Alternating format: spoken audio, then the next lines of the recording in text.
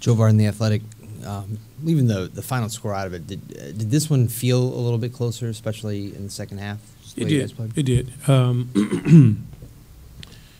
We got off to such a slow start, and we just couldn't get over the hump. It just seemed like every time we got a little bit of a spurt, they responded, and it was very, very obvious difficult to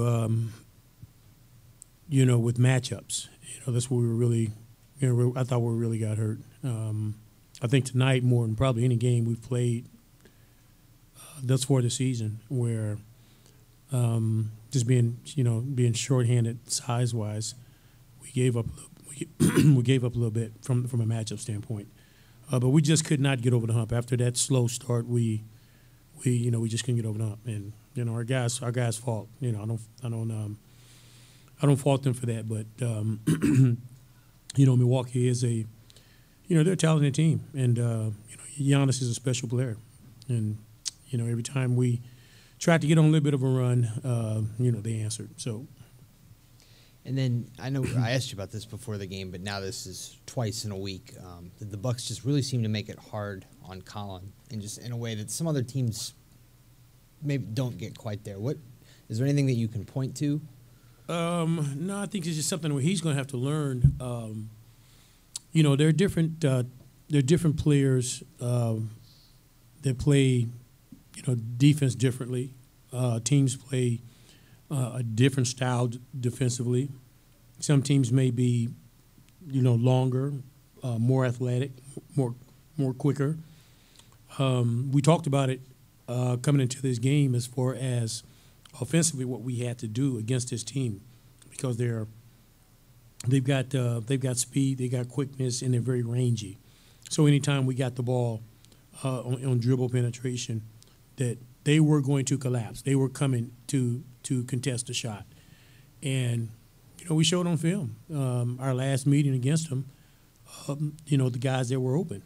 So it just comes down to making plays at that point. But anytime you're trying to, continue trying to finish over length, your percentages go down.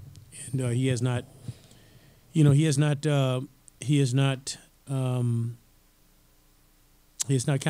figured that out yet, but I think it's something that'll come in time. As I said before, when you are a penetrating point guard, you have to understand that they're coming, and you can be a good finisher, but you still have to understand that they're coming, and you have to know where your outlets are.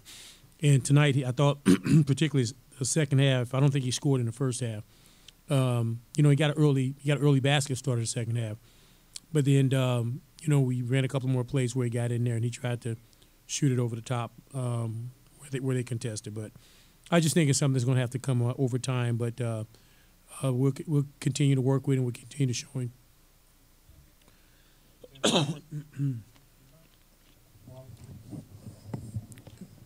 Judging, though, after the slow start, are you somewhat encouraged, especially by the second half? Just the effort, and it seemed like they were. Effort was there. Yeah, the effort was there. We tried a couple of different things.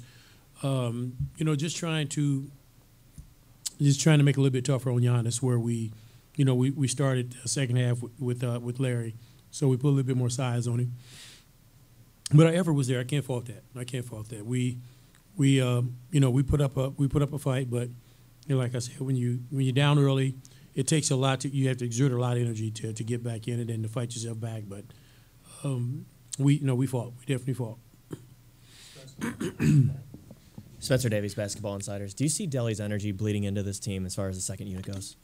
I really do. Yeah. I really do. I think when he gets into the game, the energy and the intensity goes up. You can not only see it, but you can feel it. And I certainly can see with some of our other players how it's rubbing off, and that's a good sign. We need that second unit to be an energized unit.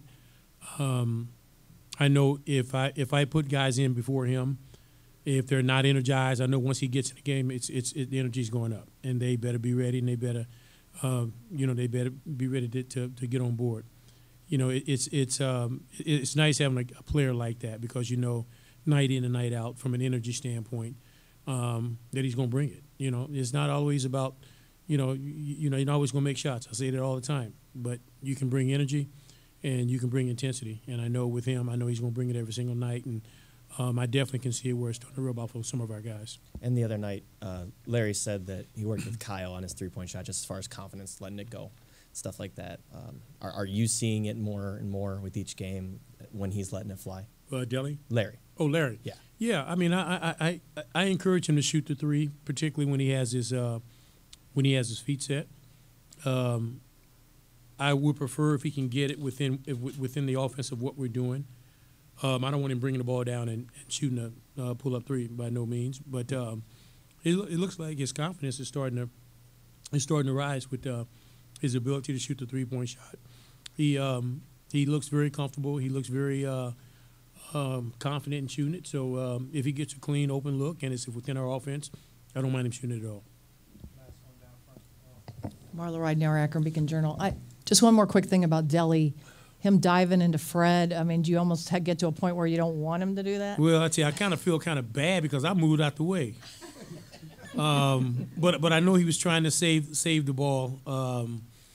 Yeah, I mean, but that's who he is. That's why he's in this league because he's still making plays like that. I don't know what the score was at that point, but it was a loose ball, and I don't know many guys that would have attempted to save that ball. My heart goes out to Fred, but yeah, I moved out of the way, man. All right, just a reaction. But that's who Deli is. Deli's one of them guys. I don't care what the situation is. If it's a loose ball, he's going after it. If you're anywhere around it, you better be ready for a collision. But he made a nice play. I think he saved it, and we were able to get the ball. When we had a possession. Fred, you okay? Yeah, I'm good. Okay. Oh, there you go. There you go. My man. Adrenaline wears off. Hey, we'll see how you.